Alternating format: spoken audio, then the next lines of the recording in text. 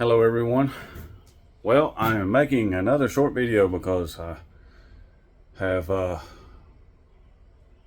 gotten to a spot where I think it's a good time to take me a break. It's hot now, there's no more rain, the sun is shining. But I wanted to show you what I've done so far. Since I've been back from Home Depot, I bought some insulation, which I'll show you in just a second. Let me turn the phone around. All right, here you have it, the bare walls. All right, now there's still plywood right here, but of course the plywood goes into the wall here. Now, some of you are probably thinking, what an idiot. Why didn't he just do the walls first and then build that wall? Well, number one, I wasn't planning on putting the insulation here. I was going to actually put the insulation outside the plywood and build a 2x4 frame around, and then put some paneling or drywall over it. That was the original plan.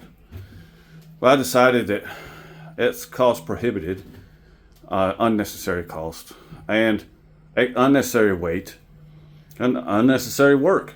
I was anxious to get started with something because I have been procrastinating this for a while,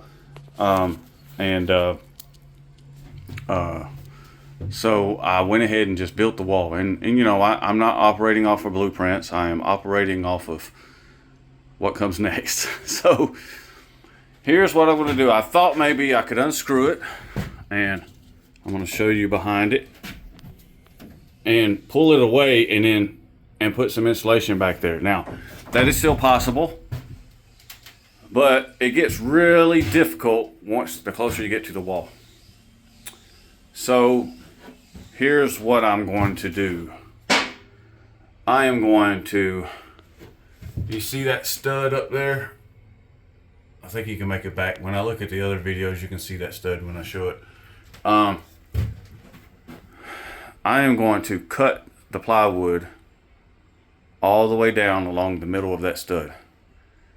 That way I can put more screws in, and I can screw in both sides. Now I can bend back this section of plywood, which is going to be very difficult. I can put just enough insulation back there to cover this room, and then I'll just tape it to the stud so the insulation doesn't move around and shift to the other side.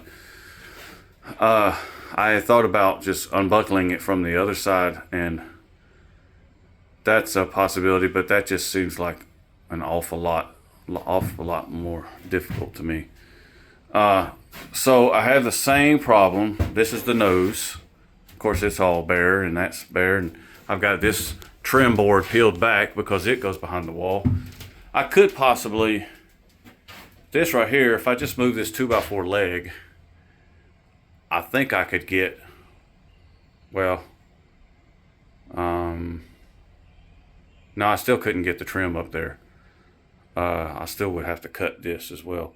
But I could get the rest. I could get this trim piece here off. I could get this plywood down here off, the trim piece at the bottom off, by removing this trim and the bottom trim, and you know, so forth. So I could do all that just by removing that leg, and I may do that just to make my life easier. But this top piece, it's not going to be the same. So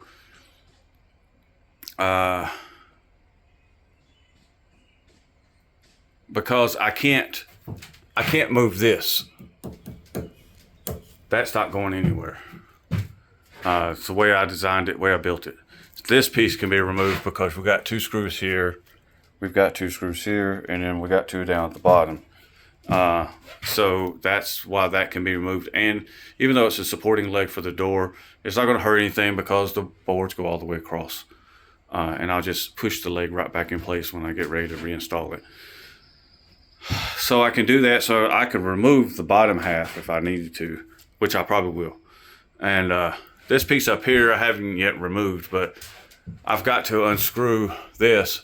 This is the hook. This is a chain on my door so that it keeps the door from, you know, slinging open or whatnot.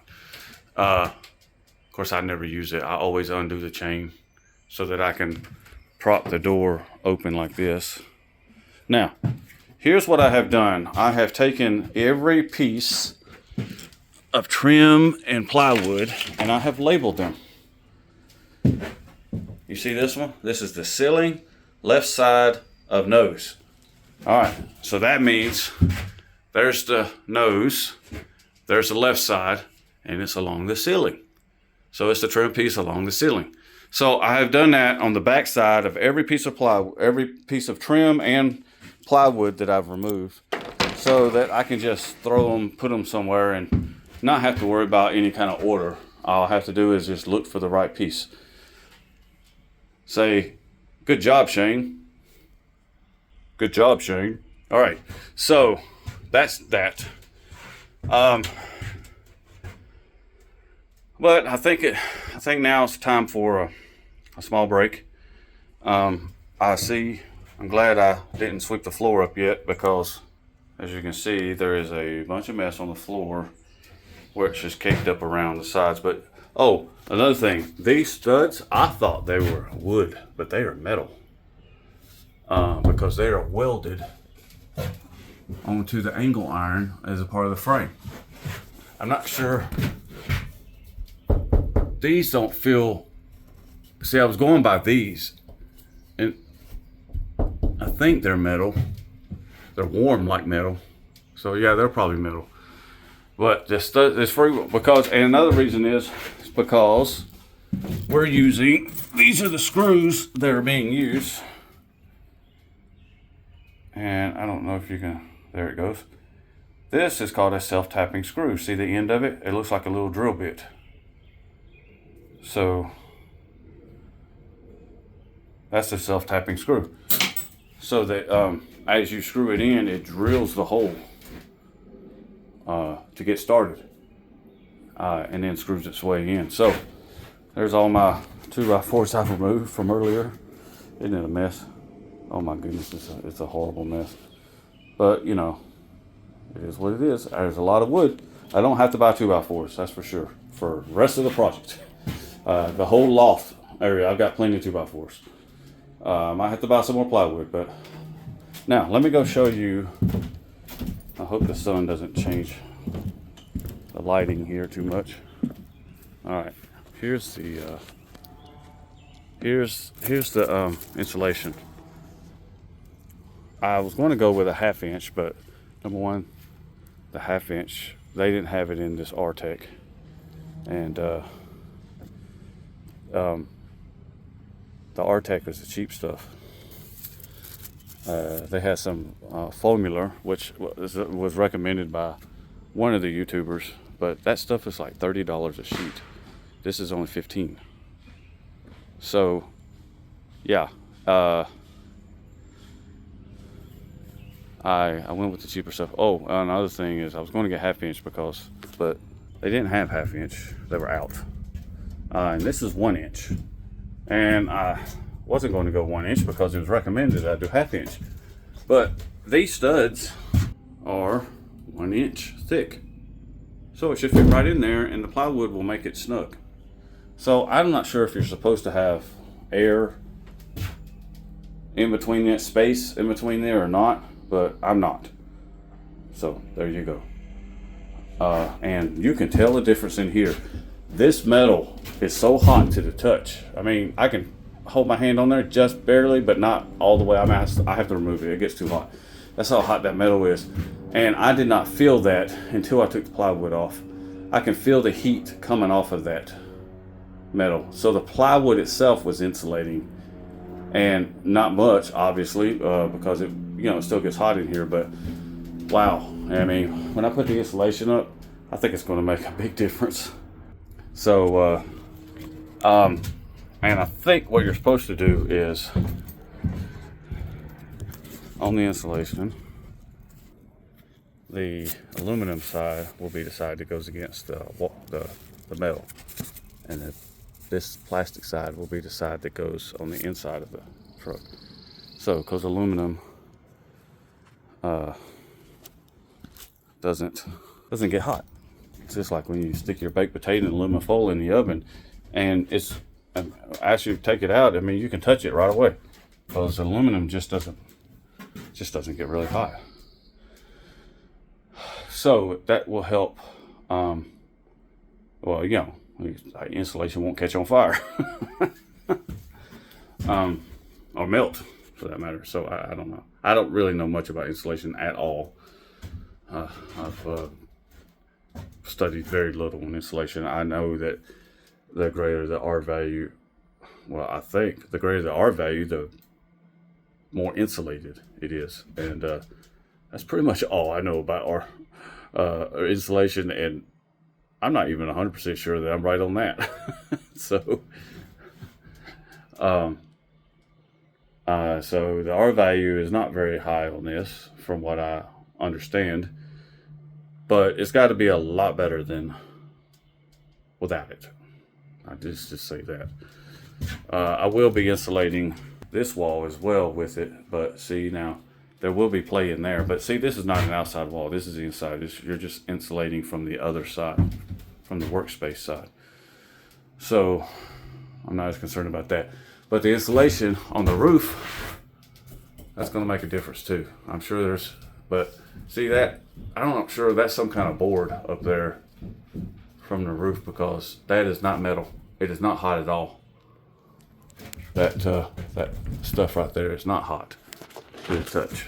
So that must not be, that's not the roof itself. There's some sort of board, a type of insulation that is up there helping out. So anyway, as you can see down here, see you can see all the way to the ground. Well, you can see the light coming from the ground down here. See all of that. So insulation will help with all that. I could tape that up, just run some tape around all the cracks, and then put the insulation over it. That way no water can get into the insulation. But that water is that's on the bottom. So the only water would be water that splashed up from the ground, and that's just not a real issue. I have not had one single leak in this trailer since I've been in it. Nowhere. No drips, no wetness, no moisture, no condensation, nothing. So I just don't think that there are any wet areas, and I see no signs of water damage on any of the boards or anything.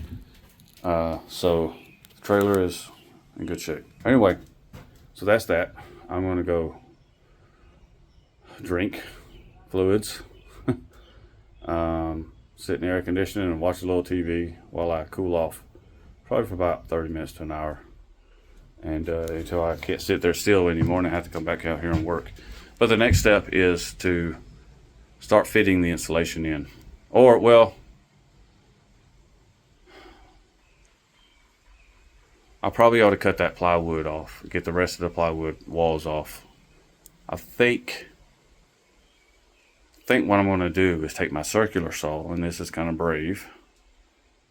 Well, first I'm going to draw a line marking out where the stud is, and I am going to take my circular saw and take the blade and push it all the way in to where it's just barely sticking out. It doesn't even have to cut all the way through the board. It has to just cut most of the way through the board. So barely sticking out, and I'll just run it down through it, make a good crack, and I'll just break it off. Just break it off. So that's the plan. We'll see how stupid that is. Hopefully it's not too stupid. All right, so yeah, that's what I'm going to do. I want to cut it along the stud. So fitting that 1-inch insulation in behind that wall, pulling that plywood back, oh, that's a nightmare. That stuff's really thick. So I'm not sure how easy it's going to be, even the part where I cut. I'm not sure how easy it's going to be to get the insulation in there, but I am going to try. I might have to cut it along the wall, the corner of the wall, where the new wall meets the old. I might have to cut it there, but I can't cut it right along the wall because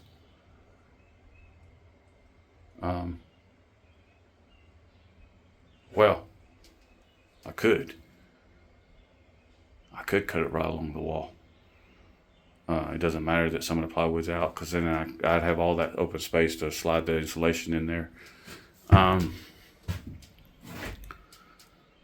But I don't have any way to bolt that down. I could put some more trim pieces up there, which I need to do anyway.